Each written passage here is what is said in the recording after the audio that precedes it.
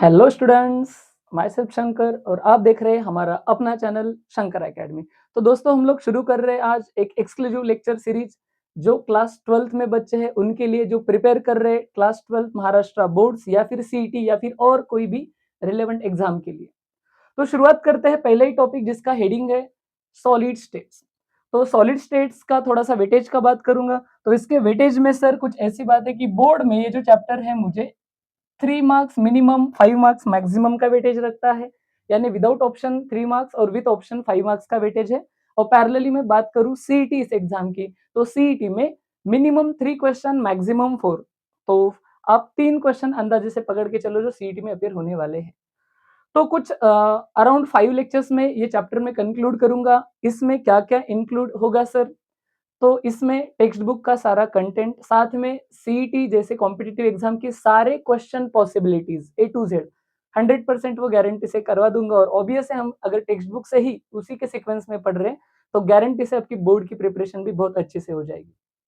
तो सर इस लेक्चर 1 में हम क्या-क्या सीखने वाले हैं, तो बस 2-3 पॉइंट्स पे बात करेंगे। सबसे पहले मैं बात करूंगा आपको इंट्रोडक्शन की सॉलिड स्टेट में हमें पढ़ना क्या है। फिर अपन देखेंगे कि सॉलिड स्टेट है तो सॉलिड के क्या प्रकार होते हैं। और फिर हम देखेंगे कि सॉलिड के जो भी 1-2 प्रकार आने वाले हैं, उसमें से प्रिसाइजली क्रिस्टलाइन सॉलिड का क्लासिफिकेशन कैसा होता है। और लास्ट में देखेंगे इन सारे टॉपिक्स पे रिलेवेंट पीवाईक्यूज जो सीईटी एग्जाम में रिसेंटली अपीयर हुए हैं। तो भाई शुरुआत करते हैं। सबसे पहले हम चैप्टर की सॉलिड स्टेट। अगर सॉलिड स्टेट मुझे पढ़ना है तो शुरुआत होती है सर कुछ ऐसे कि हमें करनी है बात मैटर की। तो किसी एक क्लास में मैंने ऐसे ही बोल दिया कि व्हाट इज मैटर। तो एक बच्चा जो ध्यान नहीं दे रहा था उसको उठा लिया कि बोल भाई मैटर क्या है। सो ही इज लाइक की सर मी तर काहीच नाही केलं, है ना, तो मागचाच मला त्रास देतोय। अरे भाई मैं उस मैटर की बात नहीं कर रहा हूँ, मैं बात कर रहा हूँ उस मैटर की जो केमिस्ट्री में आता है। तो शुरुआत करते हैं भाई सॉलिड स्टेट की विथ द पहला वर्ड कौन सा है अपने पास, मैटर। तो मैटर का क्या मतलब है? तो हम लोगों को जूनियर क्लासेस से एक डेफिनेशन रटी पड़ी हुई है, क्या है कि sir anything which has mass and occupies some space is called as matter. मतलब सर दुनिया की कोई भी चीज अगर मैटर इस डेफिनेशन में सेट होनी है तो उसके पास दो प्रॉपर्टीज होनी चाहिए। एक तो समथिंग मास उसके पास होना चाहिए और एक उसने स्पेस ऑक्यूपाई करना चाहिए यानी होना चाहिए वॉल्यूम। तो anything which has mass and occupied some space यानी वॉल्यूम इज कॉल्ड मैटर। और इसी मैटर की स्टडी करने के लिए हम लोगों ने कुछ स्टेट्स बनाए हैं या फिर स्टेट्स को समझा है। तो बेस्ड ऑन कि किसी भी मैटर के पार्टिकल्स या मॉलिक्यूल जो उस मैटर को कंपोज कर रहे हैं उनमें अरेंजमेंट कैसी है या फिर उन पार्टिकल्स में इंटरमोलिकुलर फोर्सेस कैसे है।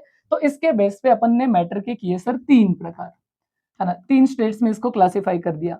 अगर मान लो सर मैटर को बनाने वाले एटम्स, मॉलिक्यूल्स जो भी हैं वो अगर कॉम्पैक्टली अरेंज्ड है, एकदम प्रॉपर कॉम्पैक्टली अरेंज है जिसमें पार्टिकल या मॉलिक्यूल का गैप बहुत कम है, तो ऐसे स्टेट को बोला जाता है सर सॉलिड स्टेट। अगर वही पार्टिकल्स का गैप बढ़ जाए, पार्टिकल्स पार्टिकल्स में थोड़ा सा गैप आ जाए, तो सर उस स्टेट को बोला जाता है लिक्विड स्टेट। और साथ ही में अगर पार्टिकल्स बहुत ही रैंडमली अरेंज है जिसमें इंटरमोलिकुलर फोर्सेस जो मॉलिक्यूल को पास में रख रहे हो बहुत ही कम है, वीक है, तो ऐसे स्टेट को हम लोग बोलते हैं सर गैस स्टेट। कोई आसान सा एग्जांपल लेके चलते हैं। तो आसान सा एग्जांपल हम लोग लेके चलेंगे वाटर, है ना। वाटर को लेके अपन स्टडी या फिर इमेजिन करेंगे तीनों स्टेट्स को। अगर मेरे पास टेम्परेचर बहुत कम है, मान लो 0 डिग्री या उससे भी कम है, तो वाटर जो है वो सॉलिड के फॉर्म में रहेगा। इसके जो भी पार्टिकल है वो एक के पड़ोस में एक के पड़ोस में प्रॉपरली अरेंज होंगे, तो उसे बोलूंगा मैं सॉलिड स्टेट। यही सर अगर मैंने टेम्परेचर थोड़ा सा बढ़ा दिया, मान लो रूम टेम्परेचर कर दिया अराउंड 25 डिग्री सेल्सियस, तो अब वाटर आ जाएगा लिक्विड स्टेट में। अब उसके मॉलिक्यूल्स थोड़े रैंडम अरेंज है, उसमें प्रॉपर अरेंजमेंट नहीं है या फिर एक दूसरे से थोड़े दूर है। और वही अगर सर मैंने टेम्परेचर बढ़ाते बढ़ाते अराउंड कर दिया 100 डिग्री सेल्सियस बॉइलिंग पॉइंट तक, तो ऑब्वियस है अब वो पार्टिकल में इंटरमोलिकुलर फोर्सेस बहुत कम हो जाएंगे क्योंकि एनर्जी बढ़ गई, टेम्परेचर बढ़ गया, बहुत दूर चले जाएंगे यानी स्टीम बन जाएंगे, गैस बनेंगे। तो अब बन गया सर गैस फेज। तो इसमें से हमें जो फोकस करना है ऑब्वियस है वो किस स्टेट पे करना है, सॉलिड स्टेट पे सिर्फ फोकस करना है। मतलब यहां से आगे पूरा चैप्टर हम लोग डिस्कशन करेंगे सॉलिड स्टेट के बारे में।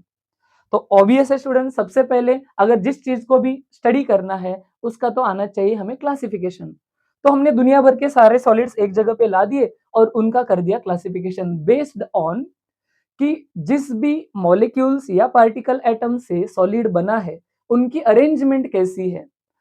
यहाँ पे डायग्राम को जरा ध्यान से देखना, यहाँ पे जो डायग्राम दिखाई दे रही है, मुझे कुछ नोटिस होता है कि जो भी एटम्स है उनकी अरेंजमेंट प्रॉपर है, रेगुलर है, पीरियोडिक है, एक स्पेसिफिक पैटर्न को फॉलो करती है, यानी इसका प्रॉपर क्रिस्टल दिखता है या बनता है। तो ऐसे सॉलिड्स को बोलेंगे सर क्रिस्टलाइन सॉलिड। एक इमेजिन होने के लिए हमने एक रैंडम एग्जांपल लिया है कि डायग्राम से आपको थोड़ा सा विजुअलाइज हो जाए। और वही बात करते हैं सर ऐसे वाले सॉलिड जिनको बनाने वाले मॉलिक्यूल्स, पार्टिकल्स या एटम्स जो भी है, उनमें अरेंजमेंट रेगुलर या पीरियोडिक नहीं है, रैंडम अरेंजमेंट है। जैसे इस डायग्राम से जरा ध्यान से विजुअलाइज करने की कोशिश करो, तो ये कुछ प्रॉपर क्रिस्टल जैसे नहीं नजर आ रहा है, तो इसको बोला जाता है एमोर्फस। ए माने ना होना, मॉर्फ माने स्ट्रक्चर। तो ऐसे वाले सॉलिड जिसमें क्रिस्टल का प्रॉपर स्ट्रक्चर नहीं है उसको बोलना है एमोर्फस। तो शुरुआत करते हैं भाई इसी क्लासिफिकेशन के साथ, और बनता है यहां से अपना पहला star mark IMP question, what is the difference between crystalline and amorphous solids. तो चलो सर पढ़ने को शुरुआत करते हैं। सबसे पहले मेरे पास आता है क्रिस्टलाइन सॉलिड। अगेन सर मैं ध्यान से देखता हूँ इस वाले इमेज को, तो मुझे क्या चीजें नोटिस हो रही है। यहाँ पे मुझे नोटिस होता है कि जो भी पार्टिकल्स है, मान लो ये ए पार्टिकल है, ये बी पार्टिकल है, तो अगर मैं राइट में जाता हूँ या टॉप टू बॉटम जाता हूँ या फिर मैं तिरछा जाता हूँ, तो मुझे पार्टिकल्स की कुछ प्रॉपर अरेंजमेंट दिखती है, रेगुलर अरेंजमेंट दिखती है। तो इस चीज को बोला जाएगा सर क्रिस्टलाइन सॉलिड, जिससे प्रॉपर क्रिस्टल बनने वाला है। तो क्या क्या पॉइंट सर हमें सीखने हैं या फिर याद रखने हैं? तो याद रहे, ये जो भी क्रिस्टलाइन सॉलिड है, डायग्राम या इमेज देख के समझ में आता है, इनके जो भी पार्टिकल्स या एटम्स या मॉलिक्यूल्स है वो एक रेगुलर एंड पीरियोडिक अरेंजमेंट में है, रेगुलर अरेंजमेंट है। फिर मैं देख रहा हूं कि ये जो अरेंजमेंट है सर, वो क्या एक छोटे से डिस्टेंस के लिए रहती है? बिल्कुल नहीं, ये लॉन्ग रेंज तक ऑर्डर्ड रहते हैं। यही सीक्वेंस, लेफ्ट टू राइट जाओ यही सीक्वेंस, टॉप टू बॉटम आओ यही सीक्वेंस, लॉन्ग रेंज तक चलता है। तो दूसरा पॉइंट आएगा मेरे पास लॉन्ग रेंज ऑर्डर। वही बात करता हूं सर, अरेंजमेंट क्योंकि प्रॉपर है, फिक्स एक शेप या फिर स्ट्रक्चर इसको है, तो इसका मेल्टिंग पॉइंट मुझे हमेशा शार्प मिलेगा, शार्प मिलेगा। मान लो कोई स्टूडेंट है, उसने ये वाला हिस्सा उठा लिया, कोई स्टूडेंट ने ये वाला हिस्सा उठा लिया, दोनों ने अलग अलग है ना जगह पे मेल्टिंग पॉइंट्स निकाले, तो दोनों को अरेंजमेंट सेम ही मिली थी, तो दोनों का मेल्टिंग पॉइंट भी सर कैसे आएगा? सेम आएगा। तो याद रखना है शार्प मेल्टिंग पॉइंट। सबसे इंपॉर्टेंट प्रॉपर्टी मेरे पास आती है और वो है अनआइसोट्रोपी। और ये अनआइसोट्रोपी भी एक स्टार मार्क क्वेश्चन है जो बोर्ड में बार बार अपीयर होता है। डिफाइन अनआइसोट्रोपी। तो क्या मतलब है, पहले आसानी से समझो।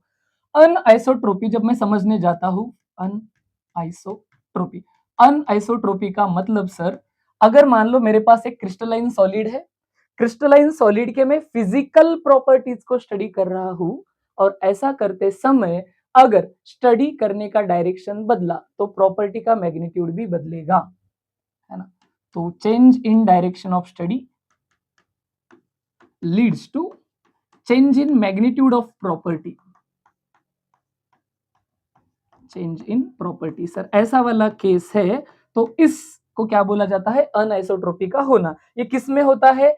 ये क्रिस्टलाइन सॉलिड्स में होता है। सर थोड़ा सा जस्टिफाई करो ये कैसे पॉसिबल है, तो जरा ध्यान से देखना। अगर मैं देखता हूं, अगर मान लो मैंने फिजिकल प्रॉपर्टीज में क्या, तो दो तीन फिजिकल प्रॉपर्टीज है जिनके नाम हमारे पास टेक्स्ट बुक में अवेलेबल है। जैसे मान लो एक लाइट का प्रॉपर्टी होता है रिफ्रैक्टिव इंडेक्स, हीट को कैरी करना थर्मल प्रॉपर्टी है, और इलेक्ट्रिसिटी को कैरी करना इलेक्ट्रिकल कंडक्टिविटी है। ऐसे प्रॉपर्टीज में इस क्रिस्टलाइन सॉलिड के लिए स्टडी करता हूं। जैसे मान लो मैं लेफ्ट टू राइट जा रहा था, तो मैं नोटिस करता हूं कि ए सारे लाइन में आ रहे हैं, बी सारे लाइन में आ रहे हैं, वापस ए लाइन में आ रहे हैं।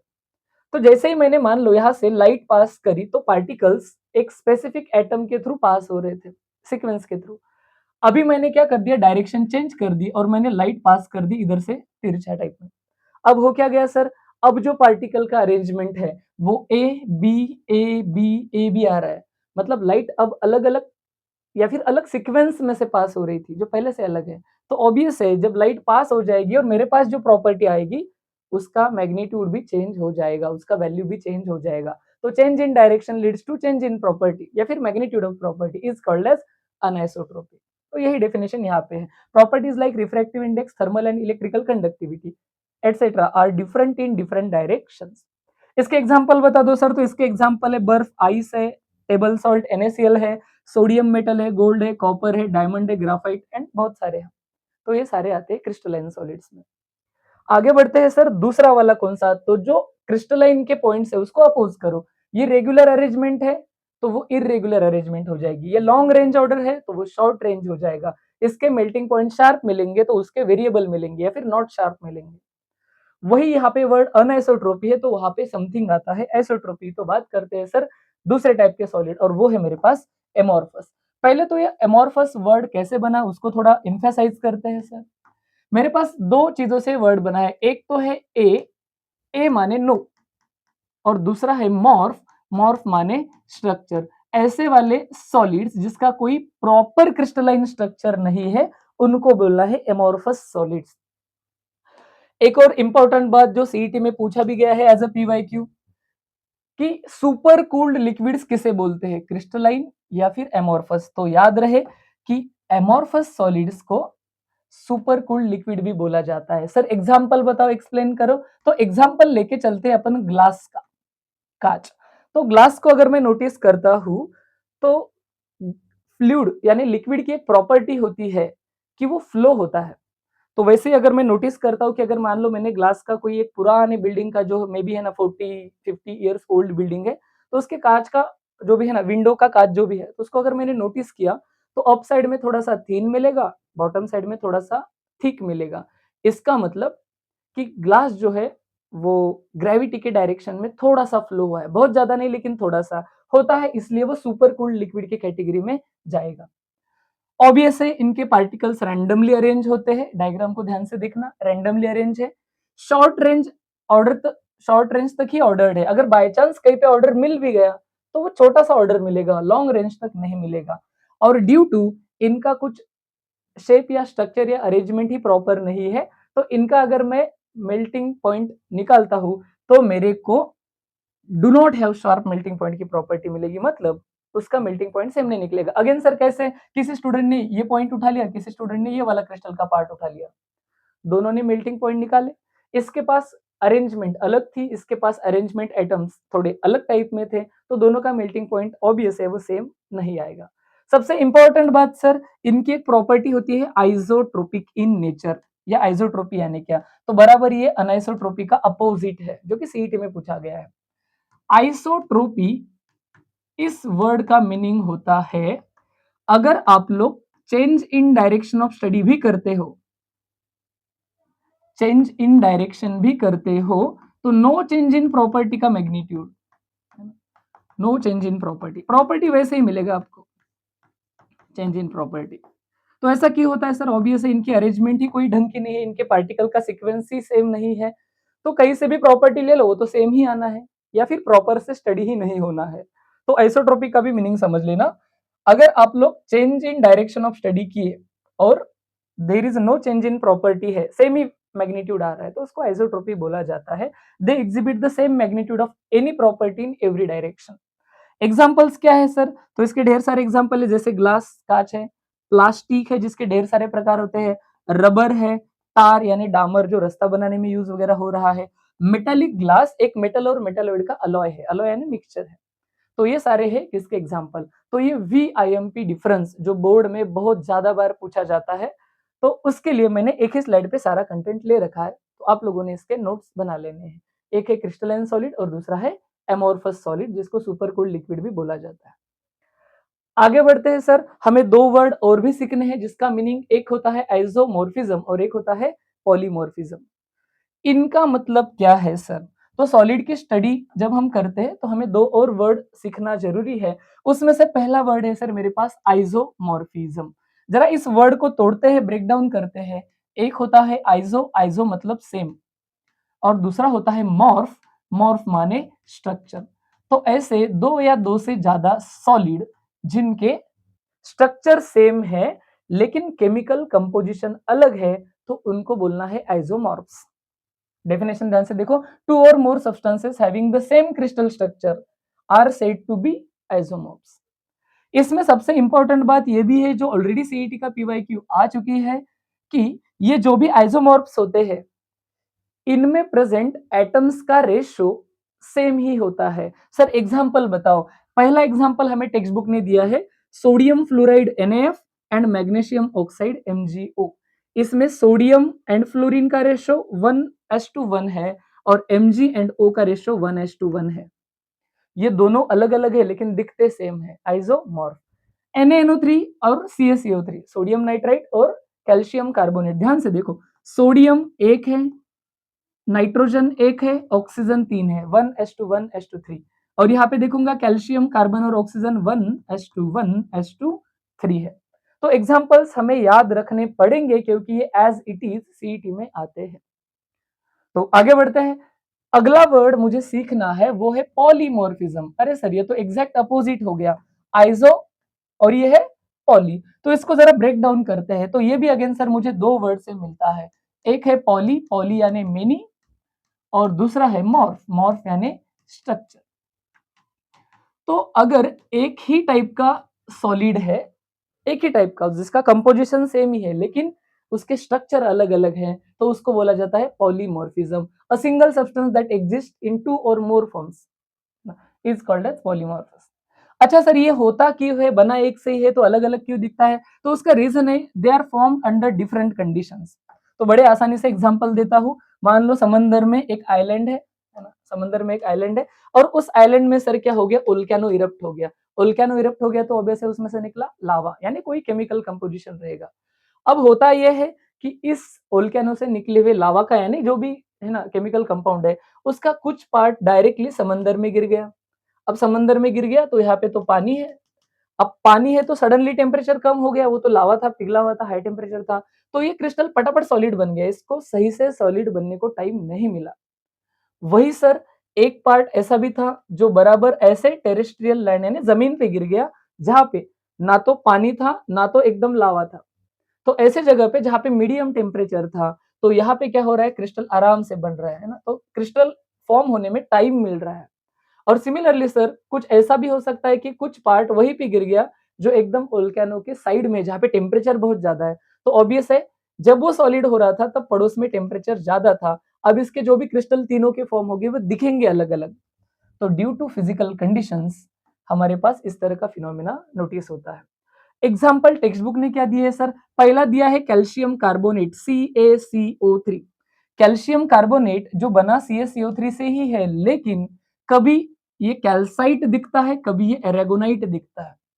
तो कैल्साइट और एरागोनाइट बने इसी से लेकिन दिखते अलग अलग है। सिमिलरली सर दूसरा एग्जाम्पल है सिलिका SiO2।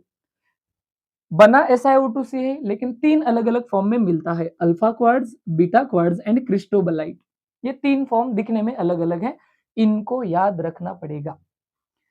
यही चीज सर पॉलीमॉर्फिज्म यानी कि बना एक से ही है लेकिन दिखता अलग अलग है, एलिमेंट्स में होता है, तो इसको बोला जाता है एलोट्रोपी।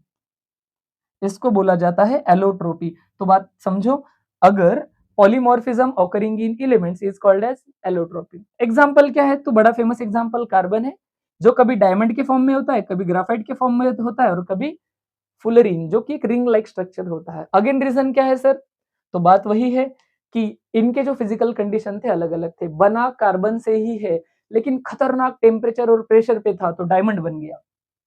बहुत ज्यादा टेम्परेचर और प्रेशर में अगर कार्बन जो भी है पॉलीमर या फिर बॉन्ड बनाता है तो वो डायमंड कहलाता है। वही कंडीशन अगर थोड़े नॉर्मल हो तो वो ग्राफाइट बन गया, और स्पेसिफिक कंडीशन में तो फुलरीन जैसा भी दिखता है। तो यहाँ तक क्लियर है। और आगे बढ़ते हैं। तो अपने पास थोड़ा इमेजिनेशन आने के लिए टेक्स्ट बुक ने थोड़े से डायग्राम भी दिए हैं कि सिलिका जो कि था सर SiO2, वो मुझे तीन फॉर्म में मिलता है, क्रिस्टोबलाइट है, alpha quartz and beta quartz है।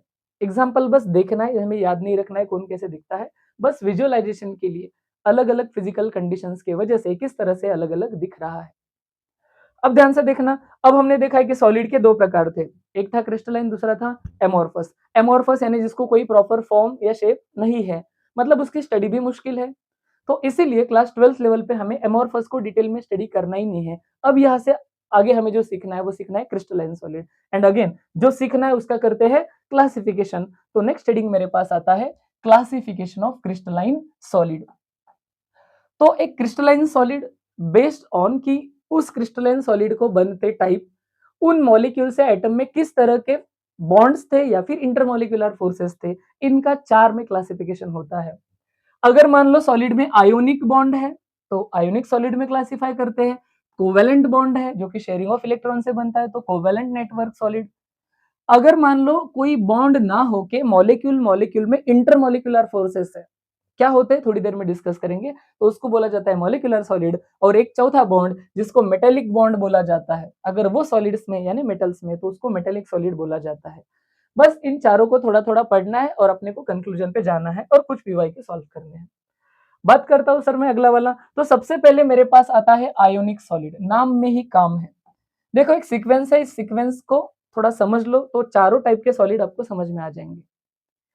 आयोनिक सॉलिड किससे बना रहेगा, तो कॉमन सेंस है, आयन से बना रहेगा। तो ये बना रहेगा चार्ज्ड आयन से। पॉजिटिव चार्ज है तो कैटायन, नेगेटिव चार्ज है तो एनायन। एग्जांपल बता दो सर, NaCl। NaCl के आयन क्या होते हैं, Na+ होता है और Cl- होता है। अब यही से आगे आता है कि आयोनिक सॉलिड आयन से बना है, मतलब आयन से यानी चार्जेस है, और चार्जेस में होता है अट्रैक्शन या रिपल्शन। चार्ज के स्टडी को हम इलेक्ट्रोस्टैटिक्स में पढ़ते हैं।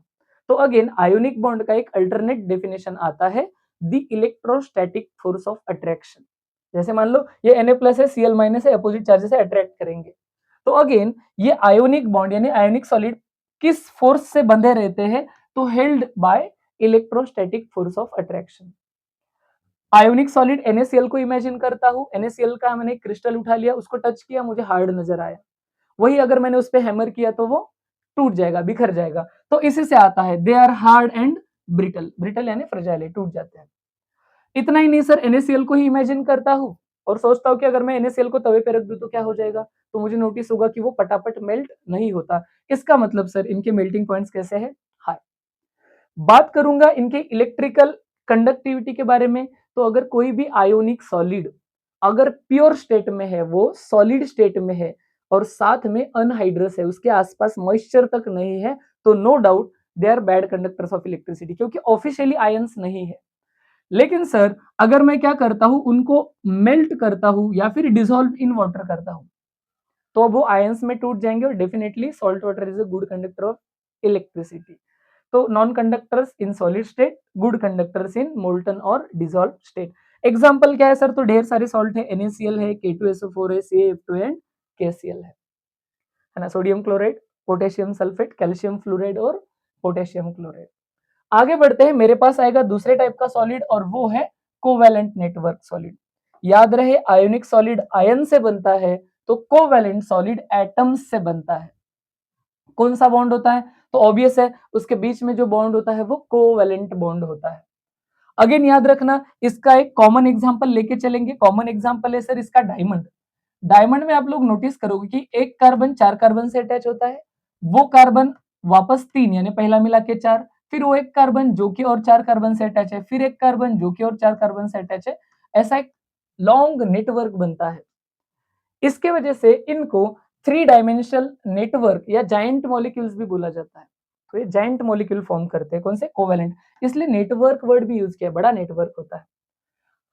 ऐसे टाइम पे जैसे मान लो डायमंड है, तो डायमंड में मॉलिक्यूलर फॉर्मूला क्या आएगा, तो डायमंड का कोई मॉलिक्यूलर फॉर्मूला प्रिसाइज नहीं होता, बस कार्बन से बना है और आगे लिखते हैं ब्रैकेट में डायमंड। यानी कि जितने भी कार्बन उस टाइम पे अवेलेबल है वो एक एंटायर मॉलिक्यूल है। The entire crystal is a single molecule. कितने भी आए उसमें, हजार आए, लाख आए, है ना, जितने भी आए, करोड़ आए, जितने भी कार्बन आएंगे वो एक मॉलिक्यूल कंसिडर होगा। ऑब्वियस है डायमंड को इमेजिन करो, इनके मेल्टिंग एंड बॉइलिंग पॉइंट खतरनाक ज्यादा रहेंगे। ऑब्वियस है ये poor conductors of heat and electricity होते हैं, क्योंकि कोवेलेंट बॉन्ड है, उसमें कोई आयन नहीं है, इलेक्ट्रॉन्स नहीं है जो फ्लो हो सके, जो इलेक्ट्रिसिटी को कैरी कर सके। लेकिन सर दो एक्सेप्शन जरूर है, और वही कार्बन के एलोट्रोप से। अगर मैं बात करूंगा दुनिया का one of the toughest diamond, ये टफेस्ट होते हुए भी is a good conductor of heat. Good conductor of heat, ये हीट को कैरी कर सकता है, एक साइड गर्म करो दूसरे साइड चटका बैठ सकता है। और वही बात करूंगा graphite. Graphite is a good conductor of electricity. ये गुड कंडक्टर ऑफ इलेक्ट्रिसिटी है, मतलब सर ये इलेक्ट्रिसिटी को कैरी कर सकता है।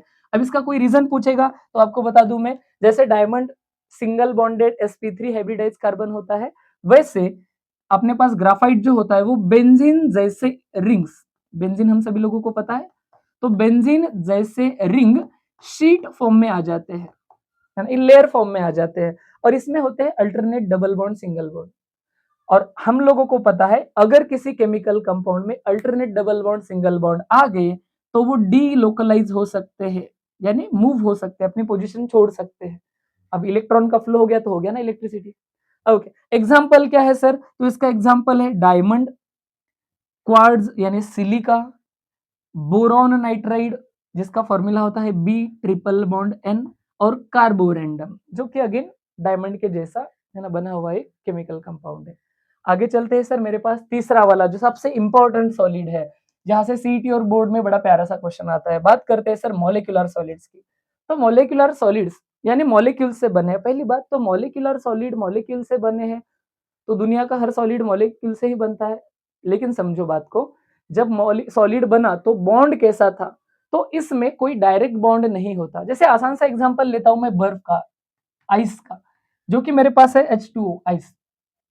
तो जब मैं आइस सॉलिड का एग्जांपल लेता हूं तो मुझे नोटिस होगा कि असल में ये पानी के मॉलिक्यूल्स है, H2O के मॉलिक्यूल्स, जैसे HOH, फिर वापस इधर HOH, ऐसा कुछ। अब होता यह है कि इसमें एक मॉलिक्यूल का ऑक्सीजन और दूसरे मॉलिक्यूल का हाइड्रोजन ये एक दूसरे के साथ अट्रैक्ट करते हैं। इनमें इंटरमॉलिक्यूलर फोर्सेस होते हैं और उसकी वजह से वो सॉलिड बनता है, या फिर कोई ऑफिशियली बॉन्ड नहीं आता। इनमें आते हैं intermolecular forces. Intermolecular forces sir क्या होते हैं? तो डोमिनेंटली 3 इंटरमॉलिक्यूलर फोर्सेस होते हैं। सबसे पहला, अगर आपके पास मॉलिक्यूल पोलर है तो उसमें होगा वीक डाइपोल डाइपोल इंटरेक्शन। आपके पास मॉलिक्यूल अगर नॉन पोलर है तो आपके पास होगा वेरी वीक डिस्पर्शन, या फिर लंडन फोर्सेस, या फिर वैंडरवॉल्स फोर्सेस। इसको अल्टरनेट नाम दिया जाता है वैंडरवॉल्स फोर्सेस, वैंडरवॉल्स फोर्सेस। फिर अगर मेरे पास ऐसा कुछ मॉलिक्यूल है जिसके पास hydrogen attached to electronegative atom है, हाइड्रोजन के पड़ोस में कोई इलेक्ट्रोनिगेटिव एटम है, तो उसको बोला जाता है intermolecular hydrogen bonded molecular solid, है ना, जैसे H2NH3 है। अब ध्यान से देखना, जरा मैं आप लोगों को समझा दूं कि ये पहचानना कैसे है कि पोलर किसे बोले, नॉन पोलर किसे बोले और हाइड्रोजन बॉन्डिंग किसे बोले। तो उसके लिए एक 2 मिनट कंसेप्ट जरा ध्यान से समझना है, बड़ा इंपॉर्टेंट है, पूरे केमिस्ट्री में इंपॉर्टेंट है। सबसे पहले अगर मान लो मेरे पास एक मॉलिक्यूल है जो Cl और Cl से बना है, या फिर H और H से बना है, या फिर ऑक्सीजन एंड ऑक्सीजन से बना है, या फिर कार्बन और 4 हाइड्रोजन से बना है, जरा ध्यान से समझो। यहाँ पे मुझे एक चीज नोटिस होगी कि मैंने जो भी मॉलिक्यूल्स बनाए हैं, क्लोरीन और क्लोरीन दोनों सेम ही है, दोनों का इलेक्ट्रोनिगेटिविटी सेम ही है। मतलब इस बॉन्ड में जो 2 इलेक्ट्रॉन है वो दोनों में से कोई भी नहीं खींचेगा, बराबर सेंटर में रहेंगे। सिमिलरली H में भी सेम ही होगा। ऑक्सीजन में even though individual oxygen electronegative होता है, लेकिन दोनों सेम ही है, सेम पावर के हैं। यहाँ पे CH4 में भी देखो कि कार्बन और हाइड्रोजन में मैं बात करूंगा तो कार्बन थोड़ा सा ज्यादा इलेक्ट्रोनेगेटिव है। इसके वजह से इलेक्ट्रॉन थोड़े से कार्बन के साइड में आ तो रहे हैं, लेकिन ये बराबर एक दूसरे के अपोजिट है, ये एक दूसरे को कैंसल कर देते हैं। ये नीचे इलेक्ट्रॉन खींच रहा है, ये ऊपर कैंसल हो गया, ये लेफ्ट में और राइट में कैंसल हो गया। तो ऐसे मॉलिक्यूल जिनमें इलेक्ट्रॉन्स नेट एक साइड में जाते ही नहीं है, जिसमें डाइपोल जो होता है वो 0 होता है, ये जो इलेक्ट्रॉन जाते हैं इसे किससे पढ़ा जाता है? डाइपोल से। और सर दुनिया के सारे मॉलिक्यूल्स जिनमें ऐसे डाइपोल कैंसिल हो जाता है यानी 0 हो जाता है, ऐसे मॉलिक्यूल को बोला जाता है नॉन पोलर मॉलिक्यूल्स। तो ऐसे मॉलिक्यूल हो गए नॉन पोलर। और इन्हीं नॉन पोलर मॉलिक्यूल्स में कौन से फोर्सेस होते हैं? तो इसमें होते हैं weak van der Waals forces. Similarly sir अगर मैं ऐसा ना करके क्या कर देता, H और Cl में बॉन्ड बना देता, तो अब सर इलेक्ट्रोनिगेटिविटी का डिफरेंस साफ नजर आता है। Chlorine delta negative, hydrogen delta positive, तो एक साइड में इलेक्ट्रॉन जा रहे हैं। ऐसा हो रहा है तो ये मॉलिक्यूल अब बन गया पोलर। क्यों ऐसे हो गया सर? क्योंकि इसका न्यू है डाइपोल, वो 0 नहीं है, एक साइड में इलेक्ट्रॉन गए, कैंसिल नहीं हुआ है। तो ऐसे मॉलिक्यूल पोलर माने जाएंगे। फिर सर हाइड्रोजन बॉन्डिंग कंसेप्ट क्या है? तो हाइड्रोजन बॉन्डिंग को भी ध्यान से समझो। अगर मान लो मेरे पास कोई एक ऐसा मॉलिक्यूल है जिसमें hydrogen attached to electronegative atom है। सर इलेक्ट्रोनिगेटिव में कौन कौन चलता है? तो थोड़ा ट्रिक से बता दूं, FON एंड Cl। जब हाइड्रोजन पड़ोस में होता है fluorine oxygen nitrogen and chlorine के, तो हाइड्रोजन बॉन्डिंग करता है। ये तो यहाँ से एक ट्रिक भी बनता है इलेक्ट्रोनिगेटिविटी ऑर्डर का, जो नीट 2024 का पीवाईक्यू भी है। तो यहाँ पे मैं ध्यान से देख पा रहा हूँ कि फ्लोरीन सबसे ज्यादा इलेक्ट्रोनिगेटिव होता है पूरे पीरियोडिक टेबल में, फिर ऑक्सीजन, फिर नाइट्रोजन। नाइट्रोजन एंड क्लोरीन होते हैं सेम। तो मैंने ट्रिक बता दिया स्टूडेंट को, phone call, phone equal to call, phone से करो कॉल, तो वहां से याद रखना है कि फोन कॉल, ये जो है मेरे पास इलेक्ट्रोनिगेटिविटी का ट्रिक है। अब याद रखना सर हाइड्रोजन बॉन्डिंग यानी असल में क्या है, तो मान लो हाइड्रोजन के पड़ोस में क्लोरीन था, तो हाइड्रोजन पे डेल्टा पॉजिटिव, क्लोरीन पे डेल्टा निगेटिव। वही एक सेम मॉलिक्यूल में रिवर्स में लिखता हूँ, हाइड्रोजन डेल्टा पॉजिटिव और क्लोरीन डेल्टा निगेटिव। ऐसे क्यों? क्योंकि ज्यादा इलेक्ट्रोनेगेटिव है। अरे सर ये अपोजिट चार्जेस जो भी मेरे पास है, अपोजिट चार्जेस, ओके इसको मैं रिवर्स कर देता हूँ। ये अपोजिट चार्जेस एक दूसरे को करेंगे अट्रैक्ट, ये जो भी अपोजिट फोर्सेस है एक दूसरे को कर देंगे, है ना, अट्रैक्ट। वापस निकालता हूँ, यहाँ पे है Cl, यहाँ पे है H, यहाँ पे डेल्टा पॉजिटिव, यहाँ पे डेल्टा निगेटिव, ये अपोजिट फोर्सेस ने कर दिया अट्रैक्ट।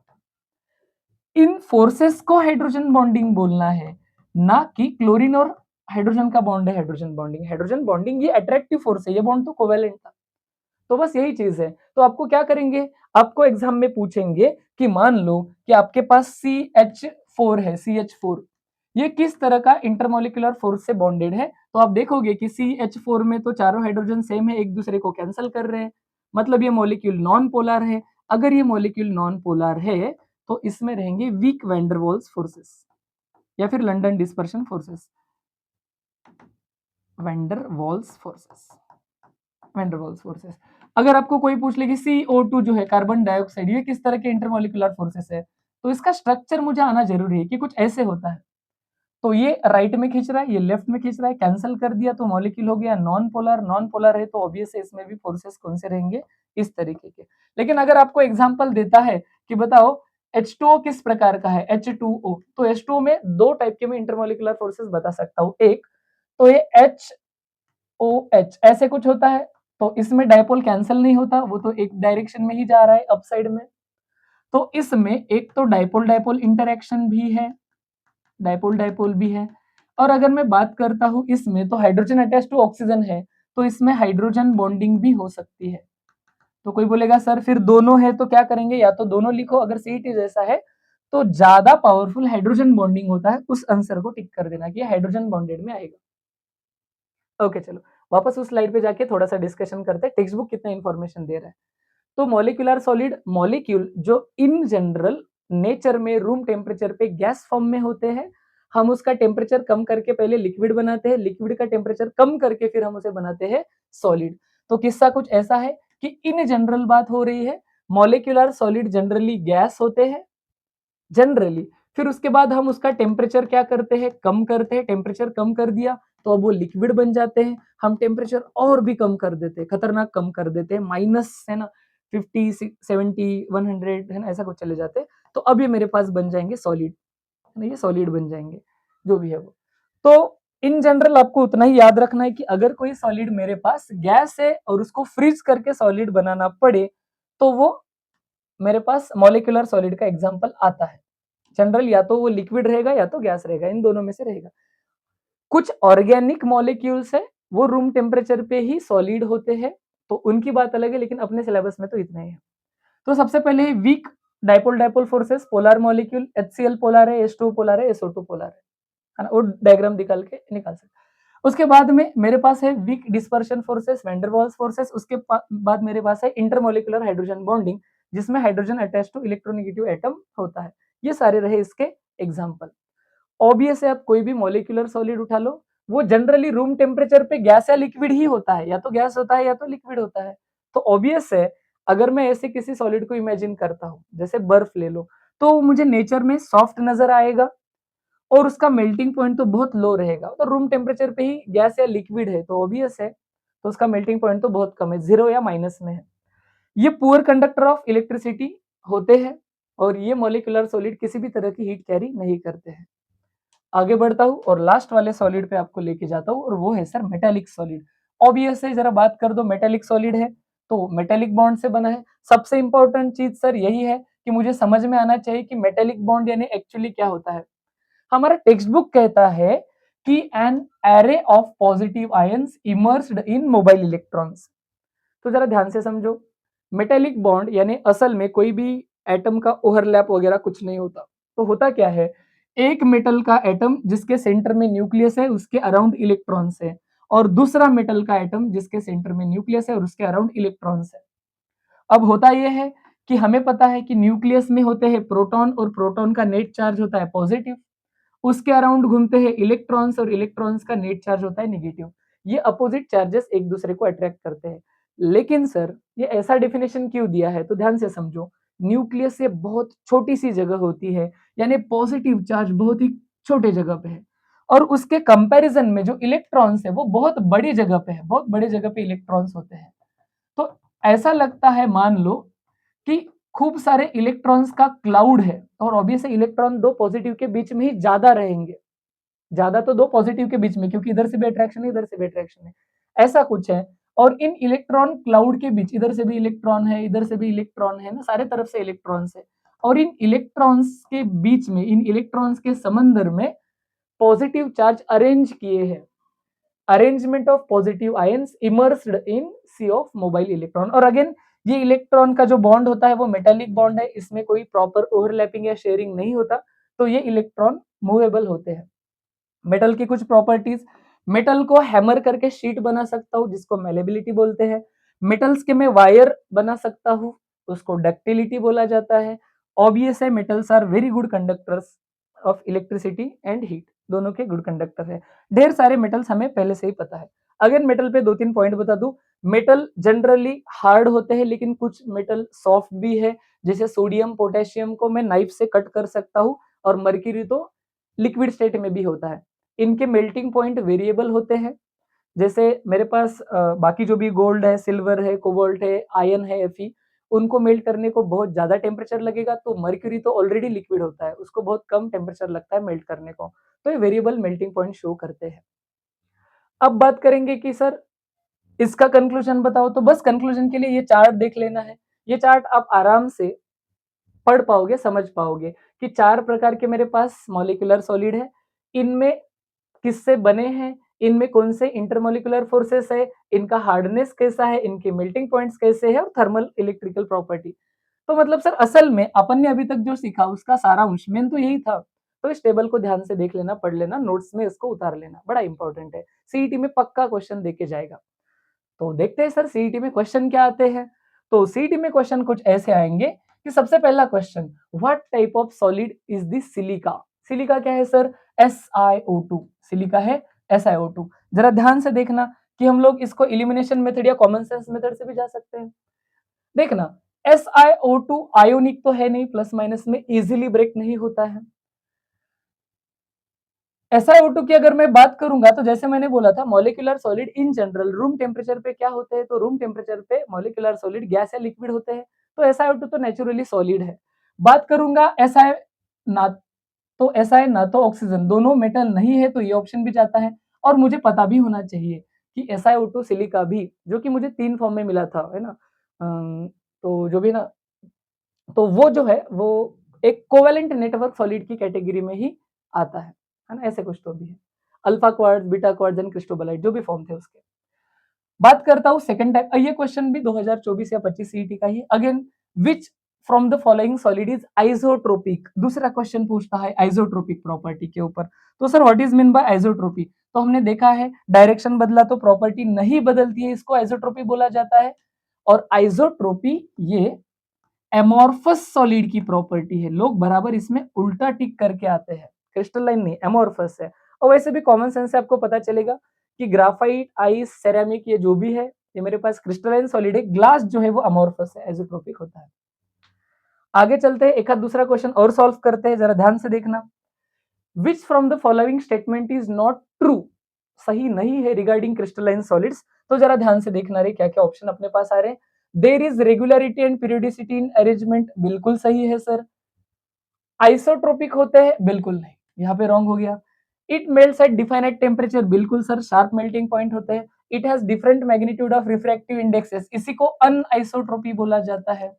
अनआइसोट्रोपी तो बिल्कुल सही है। आइसोट्रोपिक अमोर्फस होते हैं, क्रिस्टलाइन के लिए बात गलत है, तो ऑप्शन आ जाएगा आपके पास बी। फिर इस टाइप का एक और question, which from the following exhibits isotropic property. Again isotropic पूछा है, आइसोट्रोपिक पूछा है मतलब ये बात कर रहे हैं किसकी, एमोर्फस की। एमोर्फस कौन है, तो डायमंड, सोडियम, ग्राफाइट, बिल्कुल नहीं। मेटालिक ग्लास एग्जांपल हमने अभी अभी पढ़ रखा है, एक अलॉय होता है जिसका प्रॉपर क्रिस्टल स्ट्रक्चर नहीं होता। तो यहाँ तक हो गया, तो यहाँ पे अपना हो जाता है पहला लेक्चर कंक्लूड। तो भाई सभी को है ना, तो ऐसा कुछ रिक्वेस्ट रहेगा कि सभी लोगों को मन लगा के पढ़ाई करना है और जो भी सीईटी एग्ज़ाम, बोर्ड एग्ज़ाम हमारे लिए बड़े इम्पोर्टेंट होते हैं।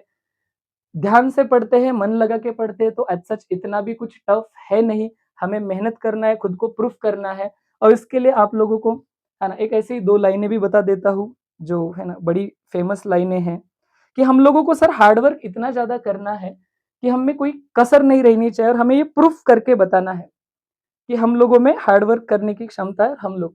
क्योंकि एक बड़ी फ़ेमस कहावत है, यकीन तो सबको झूठ पर ही होता है, यकीन तो सबको झूठ पर ही होता है, सच बोलने वालों को तो हर बात साबित करनी होती है और अगर हम सच में पढ़ाई करने तो डेफ़िनेटली हम लोगों ने इस बात को साबित कर दिखाना है, हमारा हार्ड वर्क जो है ये प्रूफ कर देगा रिज़ल्ट के फॉर्म में। तो चलो यहाँ पे हम रुक जाएँगे, मिलते हैं नेक्स्ट वीडियो। Thank you.